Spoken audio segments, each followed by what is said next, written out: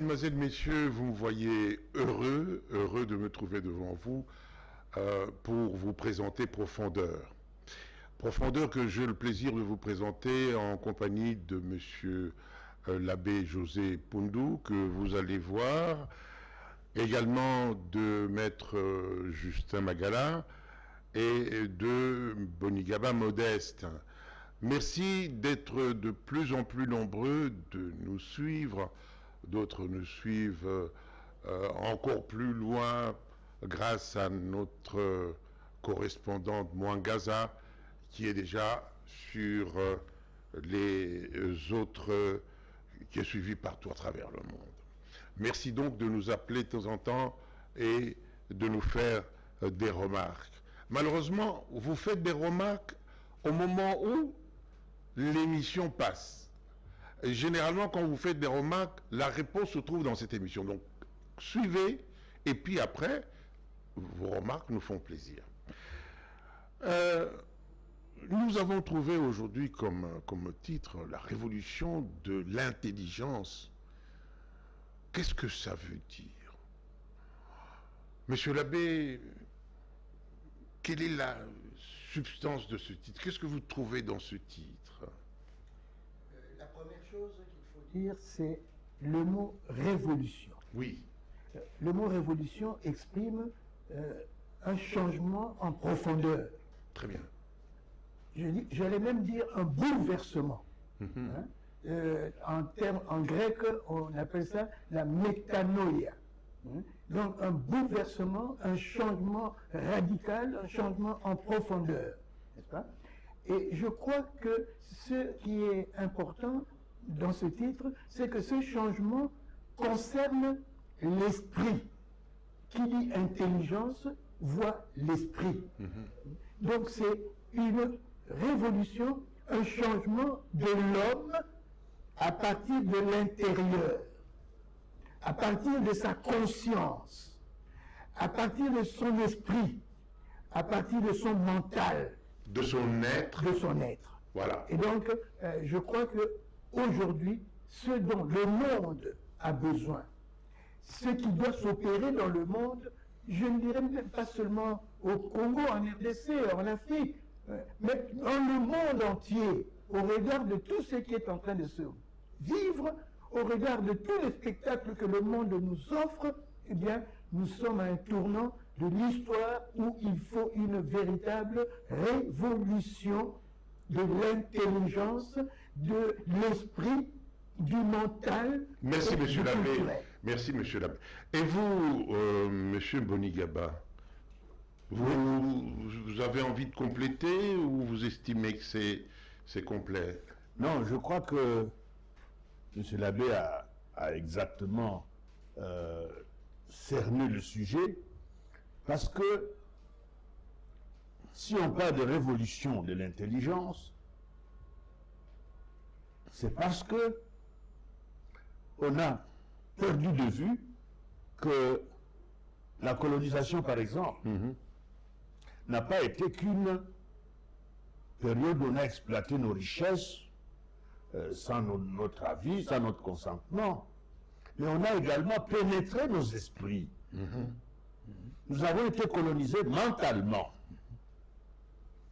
Et lorsqu'on a proclamé l'indépendance sur papier, le 30 juin 60, on a cru qu'on en avait fini avec ce système-là.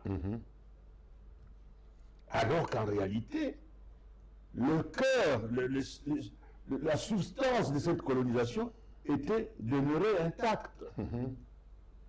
C'est pour cela que, quelques années plus tard, Mabika Kalanda va nous montrer qu'il faut absolument faire cette remise en question qui nous permet justement de voir, de faire l'inventaire de ce que nous avons hérité comme système au moment où nous avons pensé effectivement quitter le système colonial pour aller dans un système. Faire l'état des lieux. Il fallait faire l'état des lieux. On ne l'a pas fait jusque maintenant.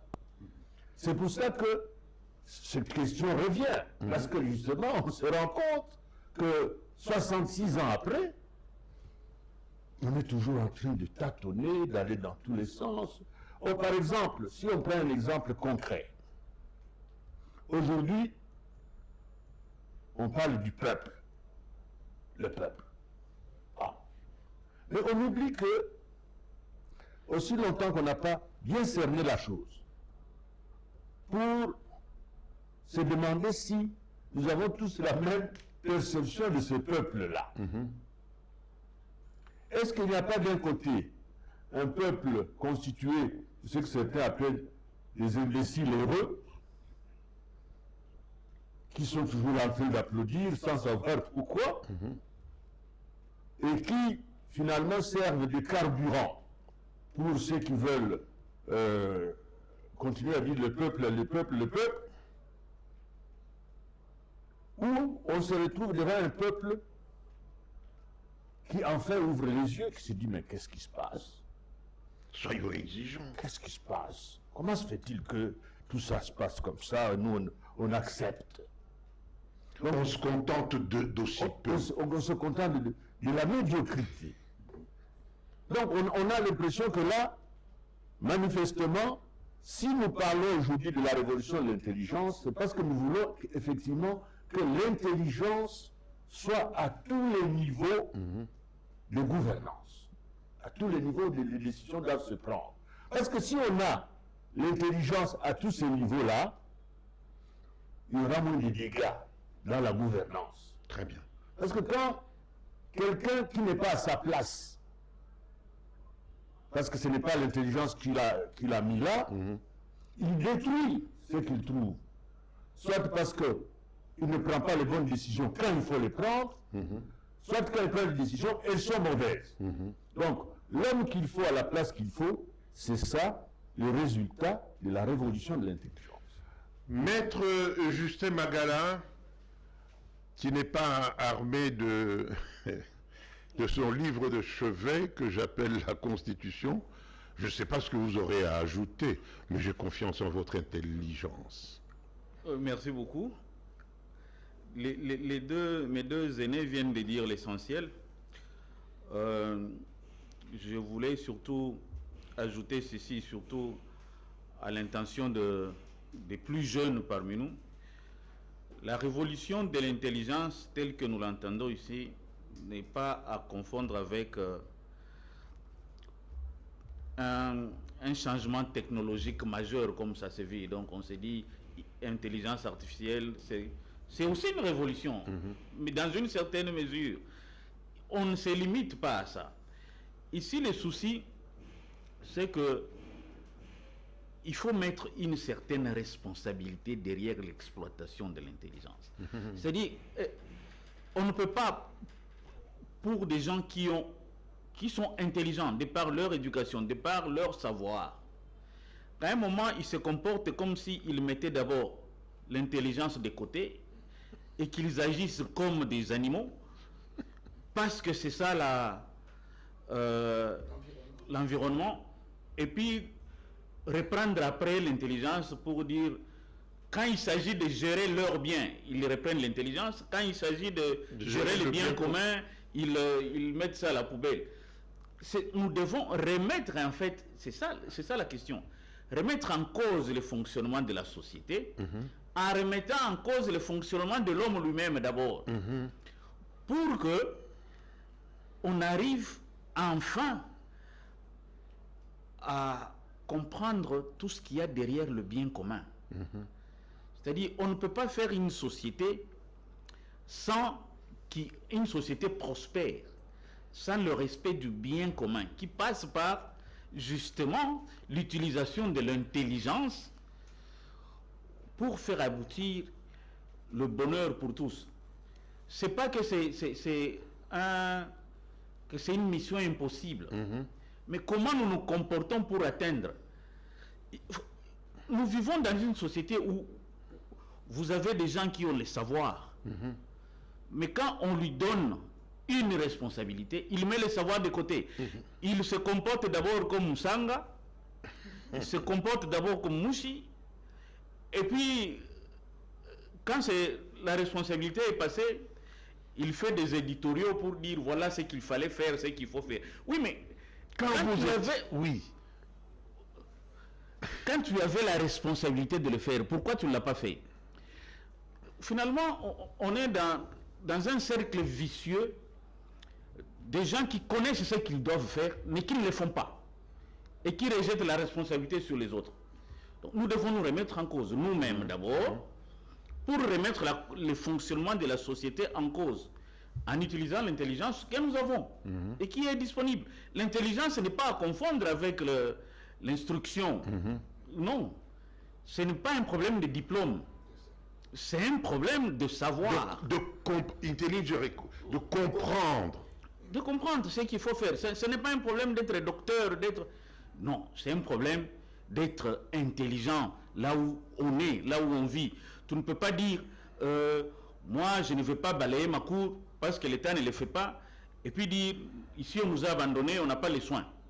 Oui, mais en laissant ta cour sale... Tu seras malade. Oui, tu seras malade parce que ça ne demande pas que l'État soit derrière toi. C'est toi-même avec ton intelligence, tu dis, je dois vivre dans la propriété. Alors il faut que ça soit notre quotidien, que la mentalité d'agir pour le bien revienne.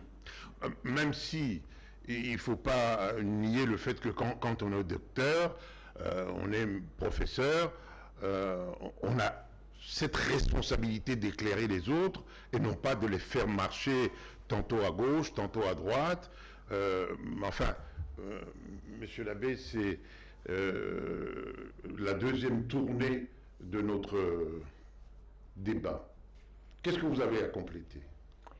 Ce que j'ai à compléter, c'est que cette révolution de l'intelligence, comme je l'ai annoncé, passe par une révolution, un changement au niveau de la conscience, un changement des consciences.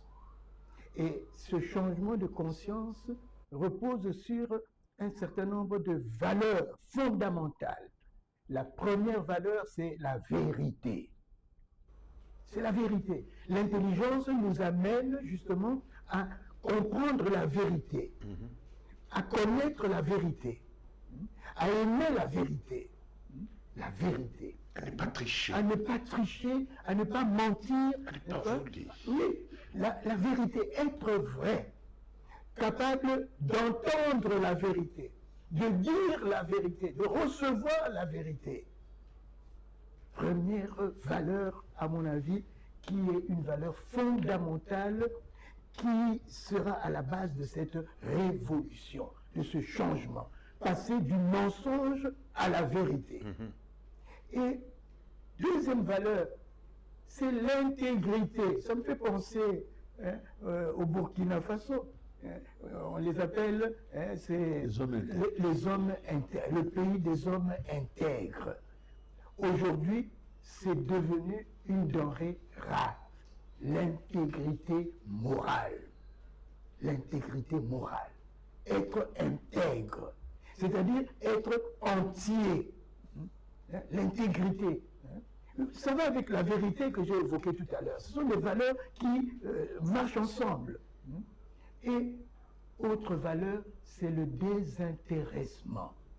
Aujourd'hui, nous souffrons d'un mal profond. C'est que on fait tout par intérêt personnel. On ne voit plus cette façon d'agir, de se comporter où on est désintéressé. On le fait on fait le bien pour le bien. Il n'y a pas d'autre intérêt que de voir le bien être fait. Et la joie qu'on éprouve lorsqu'on a fait du bien, lorsqu'on a rendu un service et on a rendu les autres heureux de manière désintéressée, sans se poser la question, qu'est-ce que ça va me rapporter moi? Et aujourd'hui, regardez, nous vivons dans une société où beaucoup de choses ne marchent pas, au niveau même parfois des hautes instances de la société. Pourquoi? Parce que dès que tu amènes un projet pour le bien commun, eh bien, on va te poser la question, j'y gagne quoi? Ça me rapporte quoi? Ça me rapporte combien? N'est-ce pas? Et bon, si ça ne me rapporte rien, alors bon, hein, ça n'a pas d'importance. Hein, ça ne passe pas. Hein. Ça, c'est le désintéressement. Oui. Et le dernier élément, la dernière valeur, qui est la première et je dirais la mère de toutes les valeurs, c'est l'amour. C'est l'amour. L'autre nom de Jésus. L'amour, l'autre nom de Dieu, en fait. Aujourd'hui, dans une société où tout le monde parle de Dieu, où on entend Dieu dans tous les discours, hein, que Dieu protège le pays. Nous avons confié le pays à Dieu, nous avons, hein, et tout cela. Mais de quel Dieu parlons-nous? Si nous n'avons pas conscience que Dieu a un nom, et ce nom c'est amour. Hein, amour, ça veut dire faire le bien. Monsieur l'abbé, est-ce que ici, en fait, quand on parle de Dieu, n'est-on pas en train de parler de mammon? Non, mammon, c'est... Oui, le Dieu mammon, oui. C'est-à-dire le Dieu argent. Oui. Ah, ben, malheureusement, nous sommes tombés dans le piège d'un système capitaliste qui a comme centre le Dieu mammon. Ah. Alors, Bodigaba. Oui, cette révolution de l'intelligence, c'est parce qu'il y a un mal que nous devons combattre. Nous avons un problème très sérieux, comme nous venons tous de le reconnaître ici, c'est que notre patrimoine commun, qu'est le Congo, État congolais, depuis qu'on est officiellement, sur papier, maître, qu'on en est maître depuis 60, le 30 juin, nous nous rendons compte que sa gestion laisse à désirer. Et pourtant, nous aussi, nous sommes parmi ceux qui reconnaissent que ce n'est pas normal qu'un pays gâté comme le nôtre, par Dieu, par la nature, diront d'autres, soit dans l'état où il est aujourd'hui. Et donc, nous n'arrêtons pas de nous poser des questions pour savoir pourquoi. Pourquoi un pays aussi gâté peut se retrouver, tous les indices, tous les classements montrent qu'on est dernier de la classe. Ça fait penser à cette blague que on raconte souvent dans les bistrots ou ailleurs. On dit voilà, lorsque Dieu a créé le monde, il a fait le tour, il a donné un peu là, un peu là, un peu là. Et puis, parce qu'il c'était en 6 jours, Dieu l'a fait là, il a commencé à somnoler. Donc, quand il est arrivé au-dessus du Congo ici, il a laissé tomber pratiquement tout ce qui lui restait dans la mer. Dans son escarcelle. Alors les anges l'ont révélé, mais vous venez de faire commettre une injustice incroyable, parce que ce coin ici a pratiquement tout raflé. Et lui, il a ricané, il dit, mais... Vous verrez les gens que j'y mets. Attendez de voir les gens que je vais y mettre. Et vous savez que c'est M. Lunda Bouloulou l'a écrit dans un de ses ouvrages. Ça m'avait fait effectivement rire. Mais ce n'est pas sérieux, effectivement. Non, en fait, nous devons démentir cela. Montrer que non, Dieu n'était pas distrait ou endormi quand ces richesses sont tombées ici. Il l'a fait et il a en quelque sorte voulu mettre à l'épreuve les habitants qu'il a placés ici. Et jusqu'à présent, nous n'avons pas encore pris conscience que nous avons une vocation spéciale. Du fait que justement nous avons nous sommes gâtés par Dieu, nous devons être en quelque sorte les meilleurs en tout. Nous devons avoir les meilleurs gouvernants au niveau africain, même au niveau mondial, mais aussi les meilleurs citoyens, les meilleurs gouvernés. Parce que comment vous pouvez avoir des bons gouvernants si vous avez des gouvernés qui passent tout le temps à applaudir à chanter le louange de ceux qui sont en train de détruire leur pays. À ce moment-là, il y a un paradoxe incroyable. Vous avez tout ce qu'il faut pour être le paradis sur terre, mais ça suppose que vous puissiez vous organiser au moins aussi bien que les insectes. Pas les insectes, eux, ils choisissent les meilleurs d'entre eux pour être leurs leaders. Mais nous ne sommes même pas capables de choisir les meilleurs d'entre nous. N'est-ce pas? Ça veut dire quoi? Ça veut dire que nous n'avons pas encore compris que cette organisation que nous devons mettre en place, ce n'est pas Dieu qui va quand même nous amener ça. Non. Il nous a donné déjà tout pour être heureux, et nous ne savons même pas ce qu'il faut faire pour être heureux. C'est grave. Maître Magala. Rebondissant sur ce qu'il vient de dire, il ressort de l'analyse même que le problème majeur, c'est l'élite qui pose problème.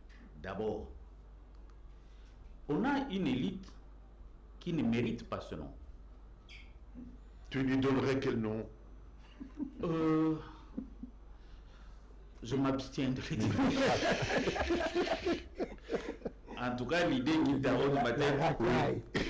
Oui, parce que, vous savez, Monsieur l'abbé. Monsieur l'abbé parlait tantôt de l'élite académique. Mais quand vous avez un professeur qui est censé être la lumière, il est au sommet du savoir, qui, dans l'auditoire, il enseigne ceci. Une fois sur le terrain, il se contredit, il fait autre chose, ou il dit autre chose. On désoriente la jeunesse. Parce qu'on se dit, mais si le professeur, lui qui nous a enseigné ça, il se dédie pour des petits biens. Vous savez, nous avons l'habitude, aujourd'hui d'ailleurs c'est devenu une généralité, on appelle ministre excellence, on appelle gouverneur excellence, on appelle bourgmestre excellence, on appelle... tout le monde est devenu excellence. Ça pose problème. Mais vous excellez en quoi? Parce que quand on rentre, et c'est ça qui perturbe, je crois, nos concitoyens, quand on rentre à l'origine du mot ministre, ce n'est pas excellence. Ministre, ça vient du latin ministère. Ça veut dire serviteur. L'État, malheureusement, je n'ai pas amené ma constitution, tel que l'État est constitué, l'article 5 de la Constitution, il dit que le pouvoir, la souveraineté appartient au peuple. Mais comme le peuple ne peut pas l'exercer comme ça, tout le monde ne peut pas être décideur, on dit bon, on fait les élections et puis on va déléguer notre pouvoir de décision, on va les donner aux serviteurs, donc aux ministres. Vous allez gérer pour nous. C'est-à-dire que vous devez nous rendre compte.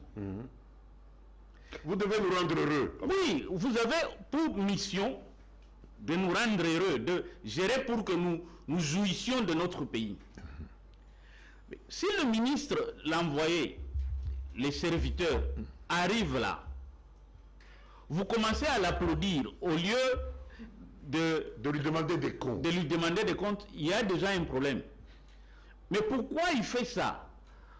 Parce qu'on a fait du ministère un aboutissement. C'est-à-dire un aboutissement, il est déjà excellence, maintenant il peut décider comme il veut, il ne rendra pas compte parce que il est excellence. Oui, il est arrivé au sommet. Alors, le petit qui est à l'école primaire, il regarde la vraie excellence qui est en face de lui, c'est-à-dire l'instituteur. C'est lui le dépositaire du savoir primaire. C'est lui qui est censé être excellence. C'est lui qui doit être dans les conditions de l'excellence. Voilà. Parce que c'est lui qui commence à la faire. Mais cet homme-là, il est en babouche. C'est lui qui forme. il y a un babou. C'est-à-dire que nous nous sommes trompés de priorité. On doit commencer par celui-là. C'est lui qui transfère le savoir, et puis évoluer pour que celui-ci, à ce niveau-là, cette vocation de savoir soit suscitée. Mais nous, on dit, bon, n'importe qui, vous avez des gens qui, il s'est dit, en mentant, en chantant, je peux être ministre. Et du jour au lendemain, il était là, et puis pouf, il est bombardé ministre, il devient excellence. C'est-à-dire, tout le monde se courbe. Bon, c'est bien, mais pour quel résultat? Finalité. C'est ça le premier problème. Monsieur l'abbé parlait tantôt de Dieu. Non, c'est vous qui parlez de Dieu. Même Dieu, hein? Dans la Bible, il y a l'épître aux Galates, je crois au chapitre 6, 5e verset. Il dit, ce que l'homme aura semé, il les récoltera. Il va les récolter nécessairement. C'est-à-dire, si nous restons dans cette distraction ici, d'inversement des valeurs, demain, ça ne sera pas mieux, ça sera pire. Si ceux qui doivent apprendre prennent les raccourcis pour arriver, la vie n'a pas de raccourcis. Si tu ne respectes pas les étapes, tu vas te fourvoyer. Si tu n'as pas respecté l'école, ça fait que tu vas te retrouver un jour devant la table, tu es appris à être médecin, devant la table d'opération, il n'y aura pas à tricher.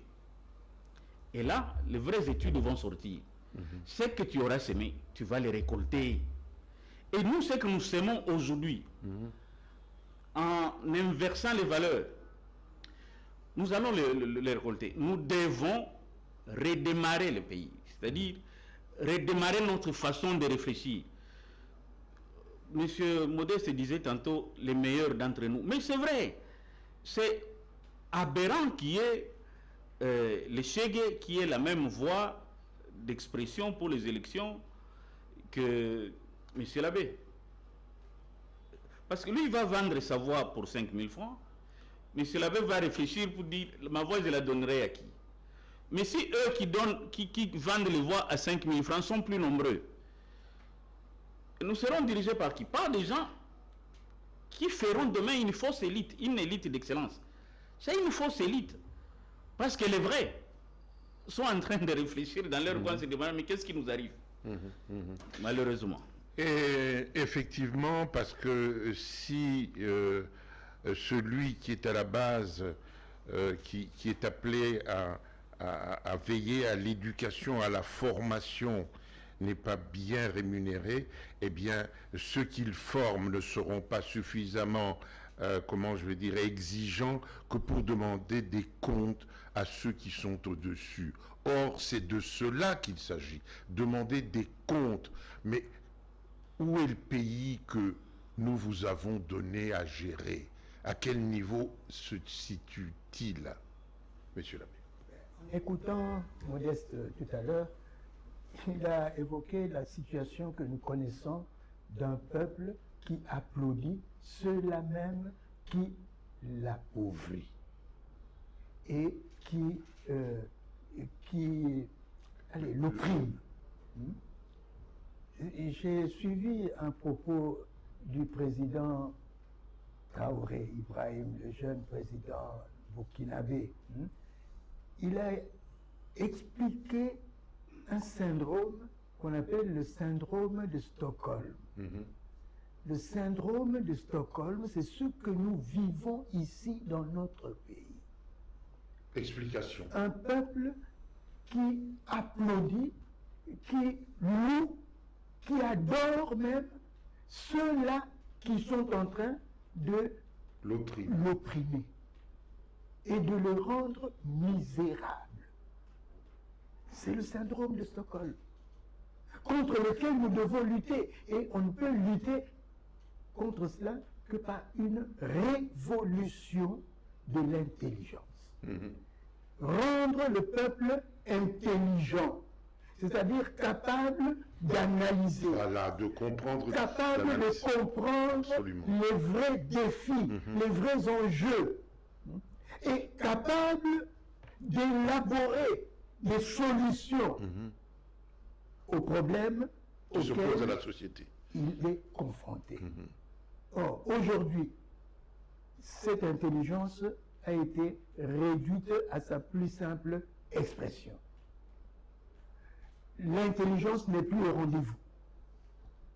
Lorsque tu raisonnes, lorsque tu réfléchis, lorsque tu émets des idées, on dit, Moteur français, voilà. c'est toi qui vas changer ce pays.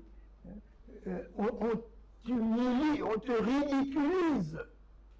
Alors que c'est toi Alors qui as que raison. normalement, Dans une dans société. une société qui se respecte et qui veut se développer, on met en avant-plan l'intelligence, les intelligences qui se mettent ensemble, qui réfléchissent, qui se posent des vraies questions et qui donnent des réponses à ces vraies questions et qui entraînent le peuple dans cette réflexion, n'est-ce pas?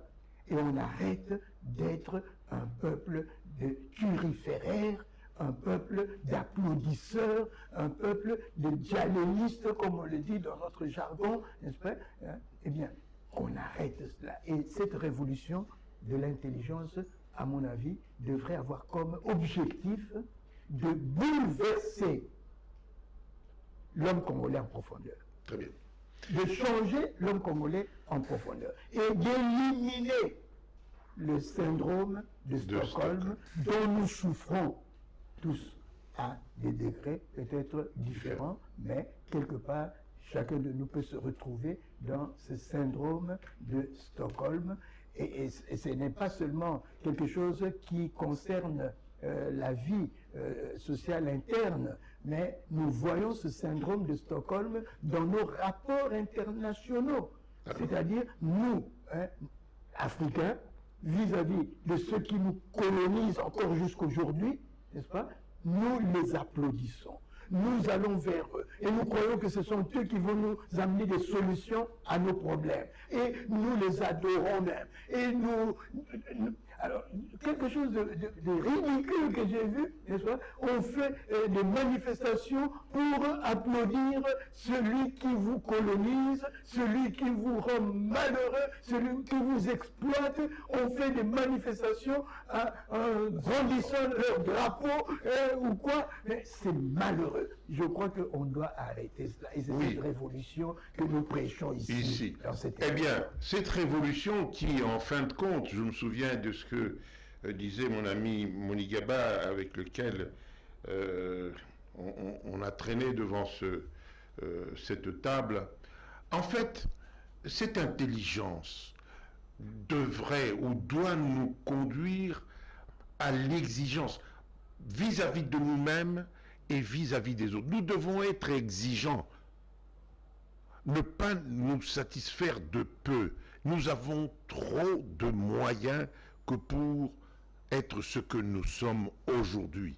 Donc être exigeant, pas seulement vis-à-vis du voisin, vis-à-vis de moi-même, et vis-à-vis de ce que vous me donnez quoi? Quel résultat après le travail que j'ai fait?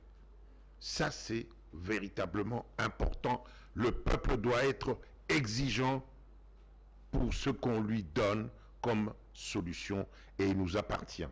Nous qui prétendons avoir de la ratio, de l'intelligence, de faire en sorte que ce peuple puisse avoir ce qu'il doit exiger. Bonigaba. Oui, je crois que l'organisation qu'il faut mettre en place pour rendre ce peuple finalement exigeant, parce qu'aujourd'hui il est laxiste, il applaudit à tout bout de champ, comme disait M. l'abbé, on les martyrise, les fonctionnaires ne sont pas payés depuis je ne sais pas combien de mois, mais on voit tous nos dirigeants là, on les applaudit, on fait des marches, je dis mais c'est pas possible, c'est pas normal. C'est en fait dû au fait que le peuple n'est pas encore organisé pour justement gérer cette exigence. Comme on disait ici, Maître Magala dit, mais vous, on vous donne 5 000 francs et je deviens président. Parce que je vous ai donné 5 000 francs. Mais quand est-ce que vous allez être cette personne qui doit demander des comptes? Ça n'arrivera jamais. On annonce dans pratiquement tous les jours, il y a eu des tournements d'autant de millions, c'est chaque fois des millions de dollars. Américain. Oui, parce qu'il y a des dollars canadiens. Alors, vous, au lieu de vous dire que chaque sou de l'État, c'est-à-dire de nous tous, qui n'arriverait pas dans ces caisses, on doit traquer la personne qui essaierait de détourner ça à son profit personnel. Et tant qu'il n'a pas rendu l'argent, on ne le lâche pas. Et si on était organisé de cette façon-là? Mais on serait tous heureux. Personne qui... Et vous savez, en France où j'ai vécu, mais l'État paye des timbres qui sont plus chers que ceux qu'il exige, en fait, pour faire que ça soit ordonné. Les timbres coûtent, disons, 6 francs, alors que l'argent qu'on réclame, c'est seulement 2 francs. C'est pour cette organisation, afin que chaque sou soit à sa place, et à sa place seulement. Exactement. C'est-à-dire que si nous étions conscients, parce que c'est par cette révolution que nous deviendrons conscients, que c'est effectivement nous, le peuple, qui sommes le patron, et que ceux qui servent, les ministres, sont effectivement nos serviteurs. Donc nous allons le faire sentir dans tout ce qui va se faire. Aujourd'hui, on a dit ici que cette révolution doit être également éthique. Ben, du fait qu'on a mis l'éthique de côté, les députés, dans tous les pays africains, ce n'est pas seulement ici, c'est eux l'autorité monétaire, budgétaire, pardon. Donc, ils peuvent s'augmenter chaque année, c'est la loi leur donne ce pouvoir. Mais là où il y a l'éthique qui domine, On rend compte. comme aux États-Unis par exemple, ils ont trouvé un moyen de bloquer cette manie de vouloir s'augmenter tout le temps. Ils ont dit, si il y a une loi qui est votée pour augmenter les indemnités ou les salaires, on appelle ça comme on veut, les députés, ça ne s'applique pas À eux à eux à ceux qui viendront. Depuis qu'on a mis ça, mais ça ne bouge pas. Parce que, comme il s'est dit, bon, moi je n'en profiterai pas, il n'en fait pas un problème. Le fait d'avoir laissé, de leur avoir laissé la possibilité de s'augmenter eux-mêmes, ben, ils ne s'en privent pas. Et puis, est-ce que c'est normal vraiment que nous ne puissions pas savoir combien touche le député? Nous ne savons pas. Mais on devait savoir, non? Non, Maître Magala, non. C'est un droit. Vous savez, l'avantage que nous avons pour le Congo, c'est que tout est écrit. Tout existe. C'est de mettre En application. en application. Ça ne commence pas par le sommet. Tu ne vas pas apprendre le français à l'université. C'est dès le début. C'est-à-dire que les enfants grandissent à la maison, il faut déjà à partir de la maison qu'ils aient le sens du bien commun. Ça, c'est une chambre où nous, garçons, nous dormons. Elle doit être propre. Comment propre? Nous devons faire les lits, nous devons... Si ça c'est maîtrisé, quand nous allons sortir sur la rue, jeter des papiers, ça sera aussi abîmer la voie publique. Donc, ça, on ne peut pas faire à la maison, je ne peux pas faire sur la rue. Dès qu'on arrive dans un milieu public, le réflexe revient. On ne peut pas... Mais, vous savez, revenons à une période que nous avons tous connue, avec le maréchal Mobutu. On pouvait avoir une clinique sans médicaments, et puis le maréchal passe par là, il donne des cartons de médicaments, et les gens applaudissent, ils disent le chef de l'État dans sa magnanimité légendaire. Ça pose problème. Ce n'est pas au chef de l'État de faire des dons. Ça doit être... D'abord, il fait avec quel argent? Parce que l'argent qu'il fait est censé être dans un circuit précis. Bon, vous l'avez eu comment? Pour faire des dons, magnanimité légendaire. Nous, il faut que les circuits d'approvisionnement des médicaments soient respectés. Le chef, le ministre ne peut pas venir nous faire des dons. Il y a un problème. Ça doit être dans un circuit respecté, budgétisé, avec un projet de développement. On ne peut pas se réveiller, on dit, bon, moi je suis candidat député, je vais construire un pont. Comment tu vas construire un pont? Avec quel argent? Avec sur quelles normes? Ce n'est pas ça ton travail. Ton travail, c'est de parler, de prendre nos problèmes, les amener au gouvernement pour que le gouvernement résolve. Alors, si nous ne savons même pas ce que doit faire un député, ce que doit faire un ministre, ce que doit faire... Comment voulez-vous qu'on s'en sorte? Non. Il faut qu'on respecte ce qui est écrit. Nous nous sommes mis ensemble, on dit, bon, le travail du député, c'est de voter les lois, c'est de contrôler le gouvernement. Bon, ce n'est pas de construire les ponts. Ce n'est pas de construire les écoles. Ça, c'est le travail de l'État ou des ASBEL qui sont affiliés à l'État. Que chacun d'abord fasse son travail. Qu'on respecte les biens communs. Tout le monde se dit, bon, ok.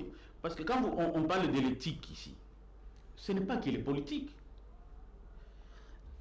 Comment vous pouvez être dans une église d'un pasteur impudique?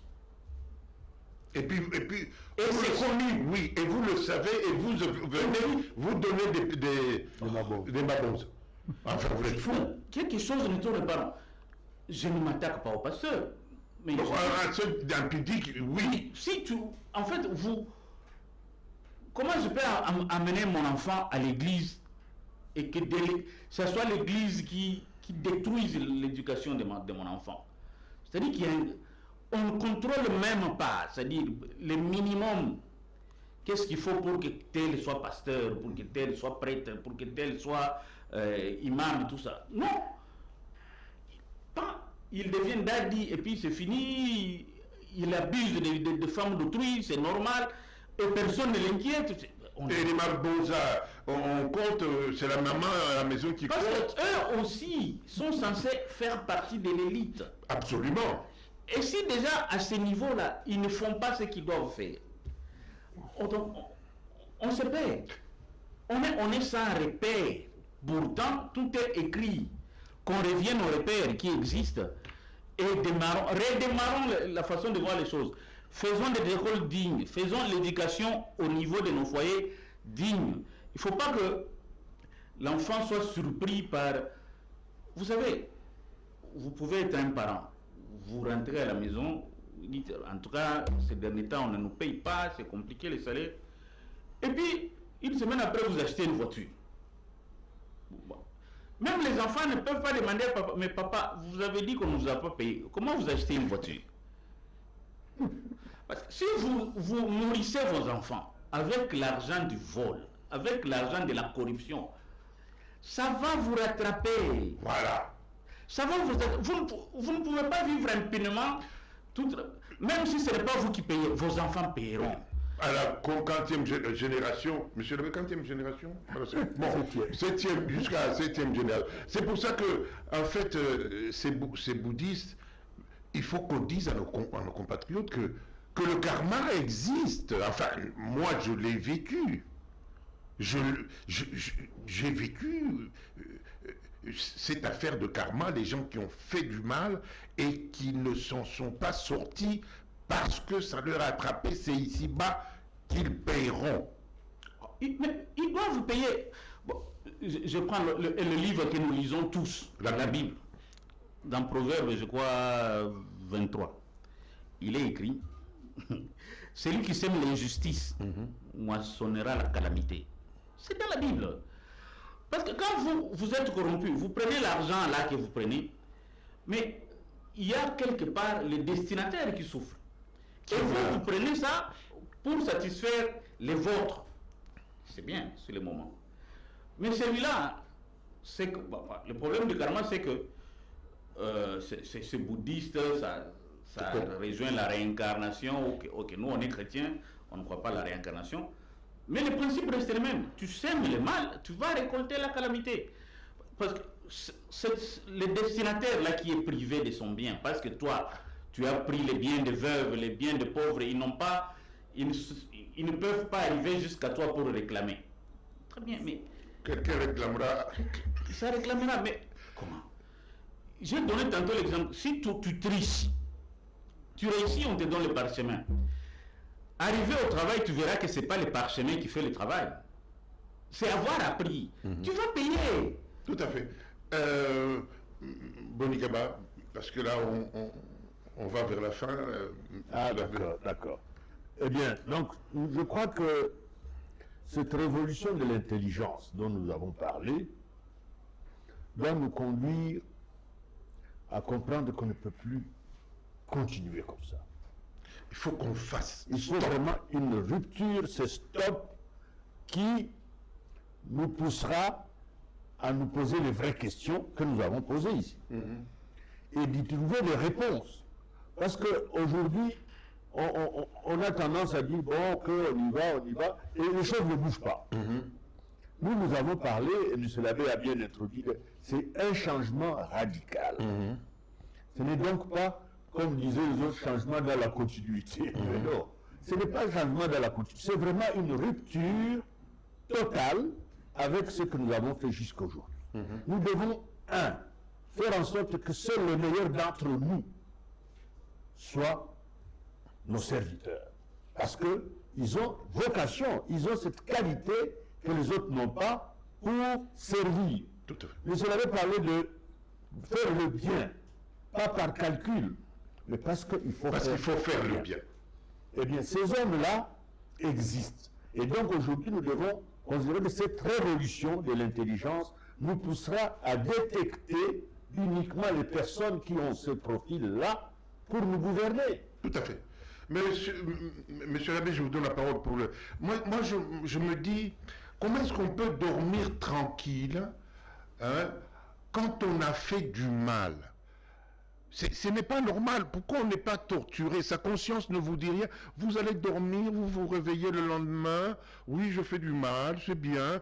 C'est pas normal.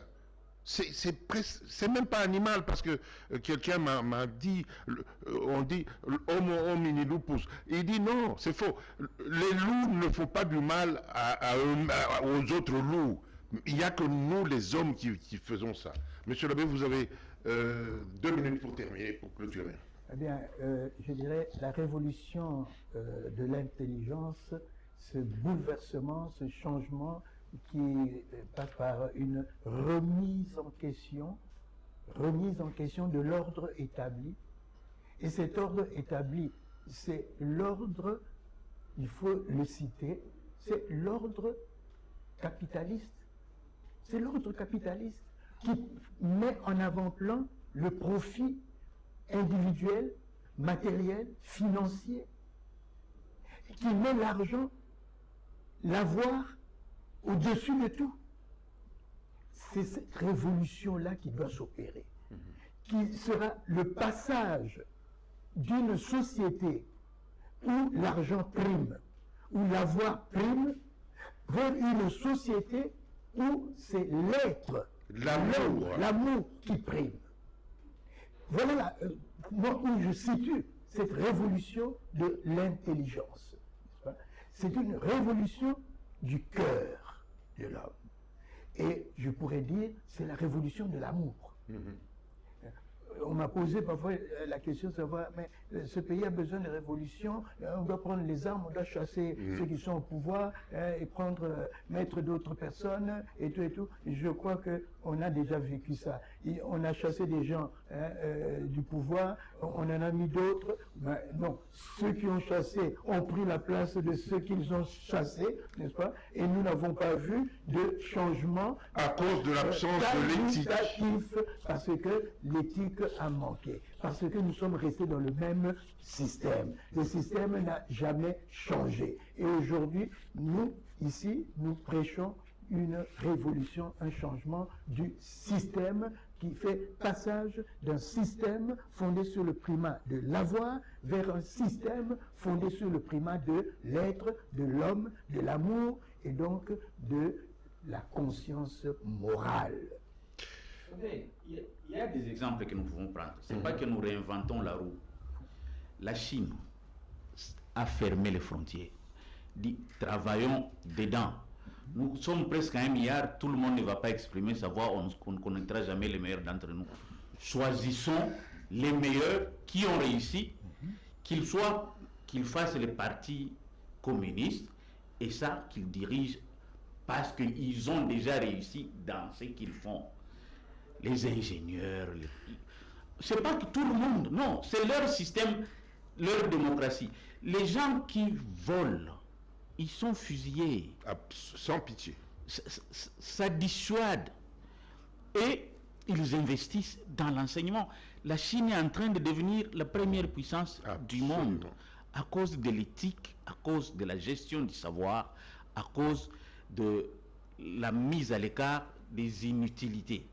À cause de la peur du karma, parce que tout le monde est chrétien, moi aussi d'ailleurs, mais les bouddhistes disent, il faut avoir peur de cette punition parce qu'il viendra. Vous ne pouvez pas impunément voler les copains, ils sont malheureux, vous êtes heureux, et vous croyez que vous allez en finir comme ça. C'est pas possible. Mais quelques minutes. Non, quelques secondes. Juste pour dire que aucun pays au monde ne s'est développé sans respecter les 10 commandements.